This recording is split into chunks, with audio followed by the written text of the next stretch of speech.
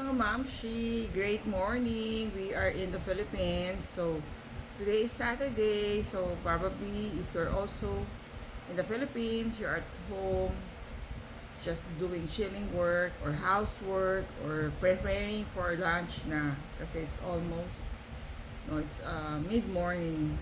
So, yung devotional na today from Daily Hope is what it means to follow Jesus. Yung topic niya is be relational like Jesus. So, yung Bible verse niya today is from Mark 12 verse 30 to 31. Love the Lord your God with all your heart. Love your neighbor as yourself. So, parang that's the great commandment, diba? So, today, Pastor Rick Warren is talking about small groups aren't just beneficial, they're biblical. So, sabi niya kasi Jesus started his public ministry when he was 30 years old only. And the first thing is he gathered 12 apostles, the 12 apostles, and yun yung which he bring with him para sa kanyang ministry, teaching the Word of God. So parang we are also being encouraged by Pastor Rick Warren to join a small group to be able to study or yung tinatawag natin Bible studies, no?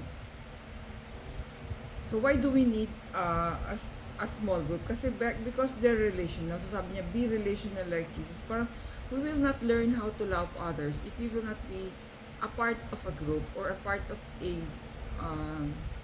people, or we do not interact with people. So sabi niya, that's important because this is all about learning how to love. And you can't love unless you build relationships. Small groups are the laboratory for learning relational skills. So parang guys, Mamshi, we need to develop yung natin, how we deal with other people. Kasi that's daw where we learn to love others. They're a laboratory for learning how to love. So you can have a conversation in the crowd, but in a small group, you can ask questions and share wisdom. And parang breeding ground then also for us to study ourselves, to learn about ourselves. Sabi nga niya, one of the problems in our culture today is that we live among strangers. People aren't learning relational skills anymore. We don't know how to make conversation, and worse, we sometimes don't even try. Kumbaga nga, diba, yung technology, masyado na tayong nag-rely on technology. So, parang we fail to relate with people because of this technology. Parang we just would prefer doing virtual conversation but not face-to-face conversation. So, maraming nangyari sa world. We had COVID, we had a lot of challenges that we face every day during the past years.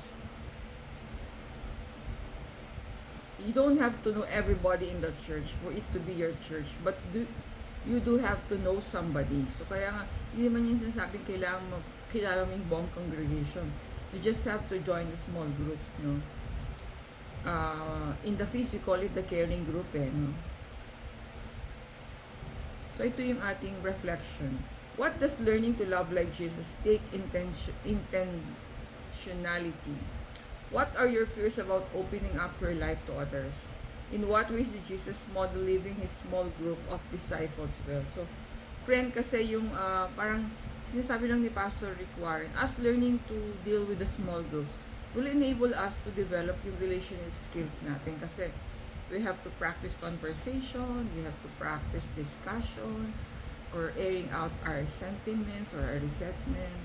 So, parang we are encouraged to deal with others, hindi lang with ourselves. No? We can talk to ourselves the whole day, pero we will not get the answers that we need. Siguro, the voice of God, but yun nga, we need real people to make us aware about ourselves, about our challenges, about our wisdoms, about things that we need to move on or have a life that we have for ourselves.